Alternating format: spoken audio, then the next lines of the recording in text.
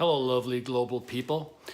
A lot of the clients that come to us for coaching, or the clients that are contemplating whether they should work with a culture coach or not, they are sometimes held back by some of the misperceptions around what that would be like to work with a culture coach. What is that even? And how am I gonna make this work for myself? So there's a few myths or a few wrong ideas that some people have, or that came up when we have those first intake conversations. And I'm gonna share those with you. So number one, people tend to think that, well, if I work with a culture coach, that means I myself am incapable to figure this thing called culture out by myself. No, that's not the case. You're not incapable, you're not incompetent.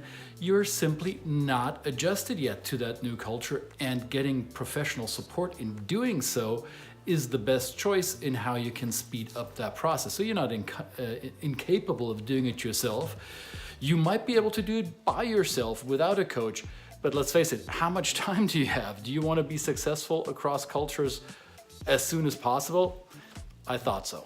Misperception number two.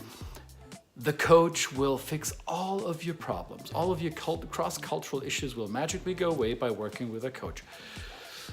That would be lovely if that's always the case, but the coach isn't gonna wave the magic wand and your cross-cultural issues will disappear. No, the coach will help you figure out which ones are the most pressing ones, and which are actually cultural issues, and which ones may be interpersonal, maybe a personality thing, and prioritize for you and lay out the work for you to cross those gaps between cultures and personality types.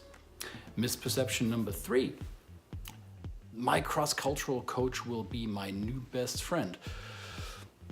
Maybe, chances are, your coach will not be your friend. And actually, that's not the job of a coach. A coach is not there to befriend you. Ideally, you get along great. I hope for that. But it doesn't have to be a friendship in order to work. In fact, how many of your friends will actually kick you in the heel like a true coach will do? There you go. So a coach may not be a friend. A coach may be the one pushing you into the unknown, into the sometimes uncomfortable territory, so you can actually learn and develop your new cross-cultural skills. Misperception number four. A cross-cultural coach is your walking, talking human Wikipedia. No, we're not the book that you can open at your pleasure and call at 2 a.m. when you have a brain fart and need to fill that. But what the coach will do is they will point you where to look. So your research guide, yes. Your Wikipedia, probably not. Misperception number five. The coach will add to your work plate, your full plate that's already overloading.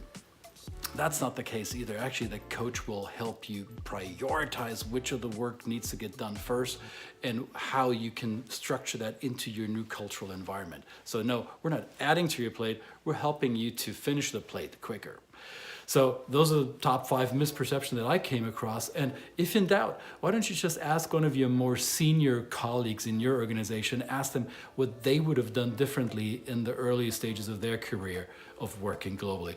I want to take a bet that many of them will tell you they would have wished that they had taken more time to actually learn about the new culture.